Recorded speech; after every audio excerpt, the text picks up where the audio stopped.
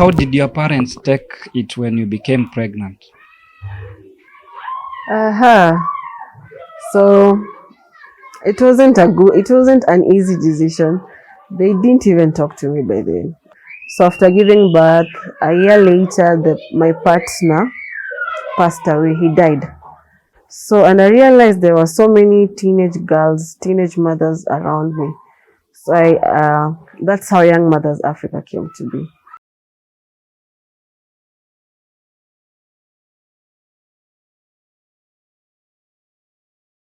My name is Ann Mitu. I'm the founder of Young Mothers Africa.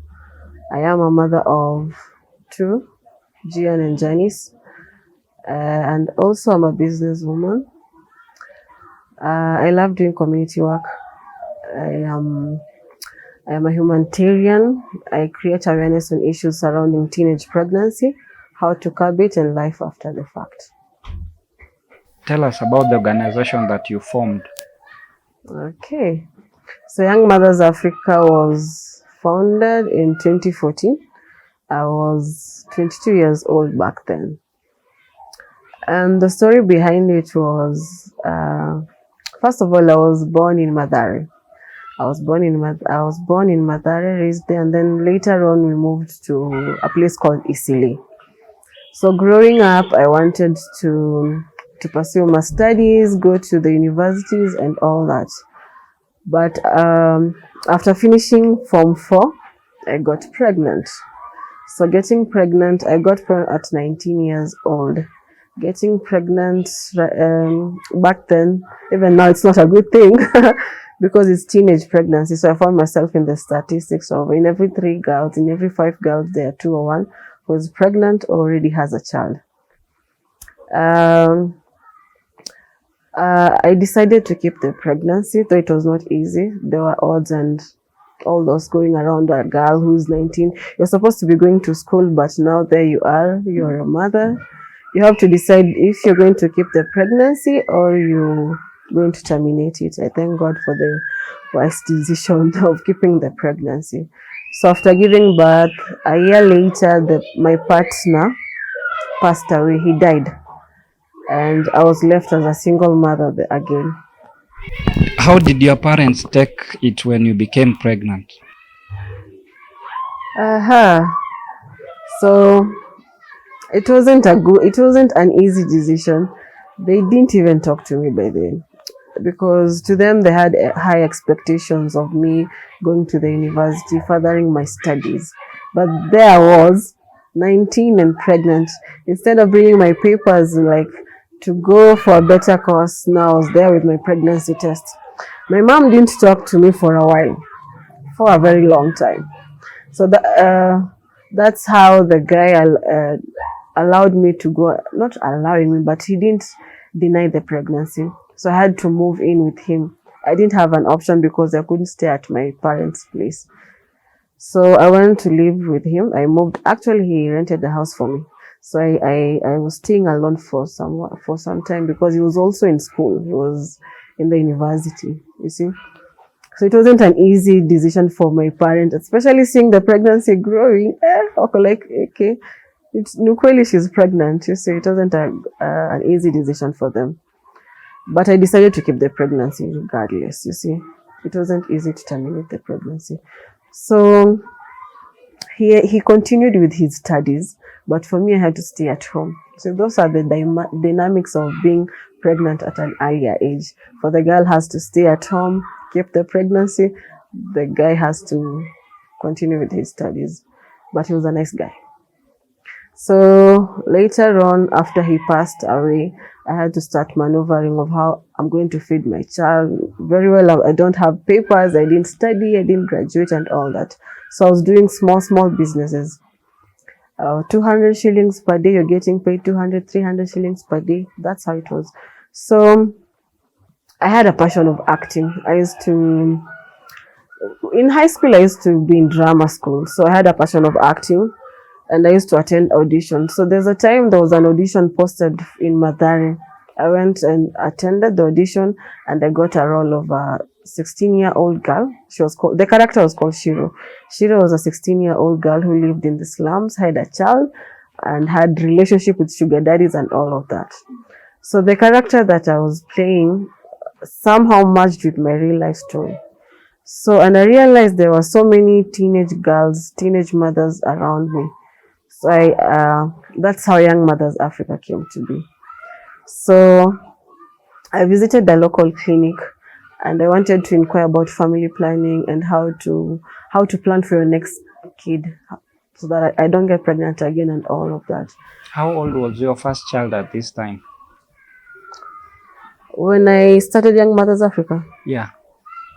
probably by then he was 3 years, if I'm not wrong, because I gave birth in 2010, so 2014, yeah.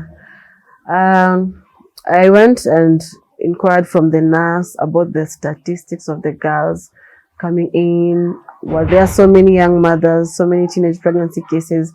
And I asked if I could volunteer so that I can talk to them, probably so that it can be easier for them when they find someone who is of their age in the facility to open up, even to inquire about services. You see, so that's how I became a volunteer. I volunteered at the facility, it is in Biafra, Isili, for such some time. And there I got an opportunity to meet different kind of girls. So now it moved from just speaking to my friends and girls who are surrounding me to speaking to a whole community, and later on to the whole country and Africa at large. So, yeah. So what exactly do you do in this organization and how do you help the girls? So basically what I do at Young Mothers Africa is we create awareness on teenage pregnancy and how to curb teenage pregnancy and the fact after getting pregnant. So I have like 3 stages or 3 categories of the girls. So there are those who are not yet pregnant, the young girls, where we talk about abstinence, school and all of that. And then there's this category of the young mothers, the pregnant ones. So you have to work with them in the journey of showing them the importance of going to clinic, getting the services early for the better of the child and the mother. And then the other category who have already given birth, they don't have hope. So you have to try and mentor them so that they don't give up on life, knowing that there's life even after giving birth. You can still get back on your feet. There's life after that. So for them, you also have to show them and equip them well enough so that they don't get pregnant again. You see, so them you can introduce probably family planning because they already have a family. And then for the young ones, it's abstinence because sex is not an emergency. It can wait. And also there are special cases for the FGM, the girls who have been molested, raped, and all of that. So it's different kind of scenario.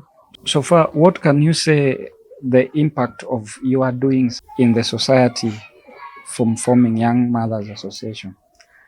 To be honest, I didn't know it would become such a dynamic movement, let me call it that. Because, first of all, I just started as Me Too, you see. But it even furthered to other organizations trying to inquire, to come up with youth-friendly services in the facilities. So you see, when you have a health center where there's a corner where young people can come and inquire about health and all of that, it's easier. And also I've been able to talk to girls. I've been able to give an opportunity to go to schools, both the universities and also secondaries and primary schools, you see. So we also have to, it has given me an exposure to talk to the younger girls. So these ones, you can mold them to become a better version of themselves. We don't have to have all of them and lose them to teenage pregnancy, you see. Also, there are schools that have taken up initiative of having services and talks, counseling talks, health talks to the young girls who are still in school. And then also there are a few clinics and health facilities that have taken an initiative where they have family planning introduced to the young girls, not necessarily young girls, the young moms who can come and ask, regardless of your religion and all of that. Yes. What would you say are the milestones that you've made, and what would you also add to be the challenges that you faced in achieving the milestones? I can say that I've been able to mentor and mold girls who are beyond our country, Kenya. I've been to Tanzania.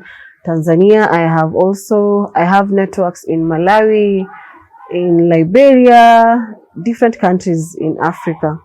And I've also been acknowledged as one of the among the 6 most influential women in the world by Bill and Melinda Gates.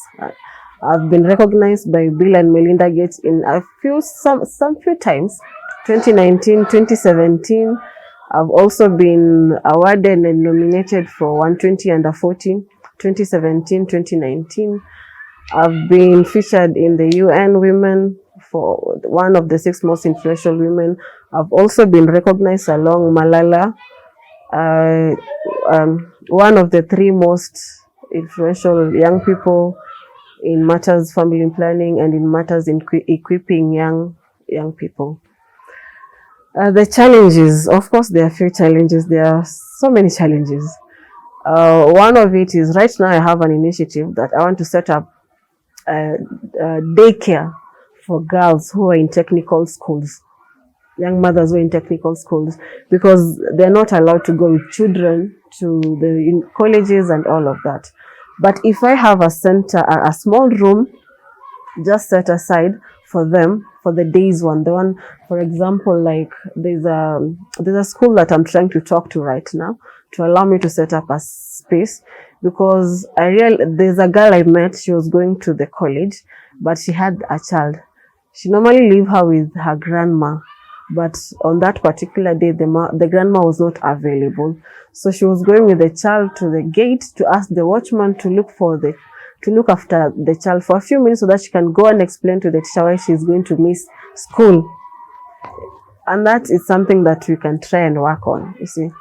So if I'm able to be given spaces where I can put up the daycare for the girls, the young mothers can come in, drop their kids there and go and learn, because I believe that every girl has an opportunity to go back to school. Education is something it's a tool that is not allowed to deny young mothers because they have children. If they can go back to school, we can also accommodate their kids. And if the society can help us in encouraging them to go back to school.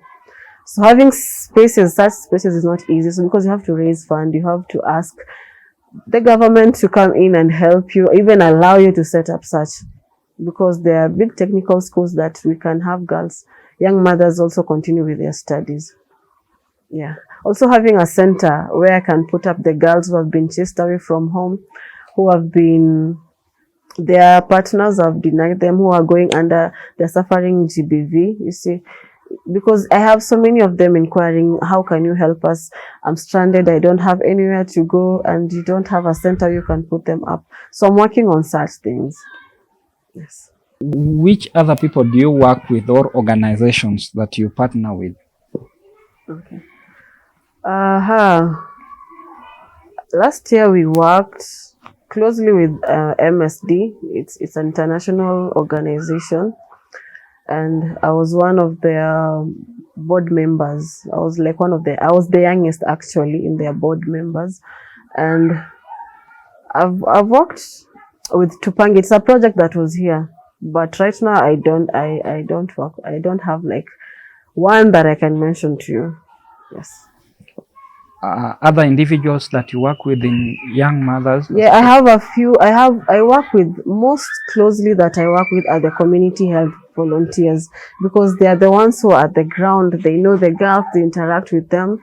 So there are clinics that I work closely with where I can refer the girls to. You see, it's easier with that, because, for example, if a girl is in Madare, I can refer them to the Isili clinic, which is under the Kanjo City Council, so that it's easier for them to link a hospital with them for easier services. Yes. Okay. So the next thing that I wanted to know, do you have specific individuals that helps you to run the organizations on a daily basis, other than you being the head? Are there some people below you who help you do one or two things? Yes. So it would be better if you actually talk about them. Yeah. Okay. So I have a few people who I work with. Most of them are at the ground level, not really at the, even me, I'm at the ground level. So there's a girl, there's a young mother, and a few young mothers that I work with them. Most of them, we work from Isili, Kamkunji. So one is in charge of mobilizing the girls and the young boys when you have conferences or seminars where we get to educate them and talk to them. So there's one who also facilitates different, for example, if it's Mukuru, I have one who's there. If it's Madare, I have one who's there. Do you mind mentioning their names? Oh, their names? Yeah. Okay. So there's one who's called Rosie Wangare. She's in Kamkunji. And also there's one who's called Adonis. He's also in Kinyago. He's a guy who works in all of that. And then there's Diana. She's closer to me, yes. What are the future plans? My future plans right now, we have a plan of reaching out to like 70 million young girls, not only in Kenya but across Africa. Not every girl gets a chance to go back to school after giving birth. Across Africa, pregnant girls and adolescent mothers are banned and discouraged from going back to schools. And many countries don't have laws and policies in place to protect their rights to education and also ensure that they return back to school, their transition is good. For instance, our country, Kenya, has law and policies that protect them, even though we need to enforce them more and emphasize on the good and the wellness of girls going back to school. And laws at large need to be made and policies need to be implemented more and also monitored and enforced to make a difference. A third of school principals. This also makes sense that we need to educate the school principals on why they need to allow these girls, also for them to be the first ones to go and look for the girls that dropped out of school, to allow them to come back, to show them that there's a place, there's a position for you to come back to school and study. We also need to work as a community, not as an individual, as a community, to make sure that our adolescent girls that dropped out of school can have another chance to go back. So at large, you're calling at African government to develop and implement policies that clearly state that our girls, pregnant girls, can go back to school. And also look for a way that we can educate the ones that are back at school, how to accept them back. Because the stigma is also there to accept them back. And for the ones that are not pregnant, how do we ensure that they don't also fall to the same thing of getting pregnant? Because if we lose our girls to teenage pregnancy, who will be the next leaders of tomorrow? So we have plans to go to Benin, a country that it's still struggling with having that diversion of girls can go back to school and continue with their studies. Also, I have plans to reach out to the tiniest countries in Africa, Benin, all the way to the South Africa, all the way to Malawi, because all of them are girls and they deserve to be heard. So if any other organization would want to partner with you, how do they reach out to you? So for Young Mothers Africa, we have a social media network. Facebook, it's Young Mothers Africa. Twitter, it's Young Mothers AF Africa. Instagram, it's Young Mothers Africa. And for me personally, it's Ann Me Too, Facebook, Instagram Ann Me Too, Twitter Ann Me Too Ann. Yes.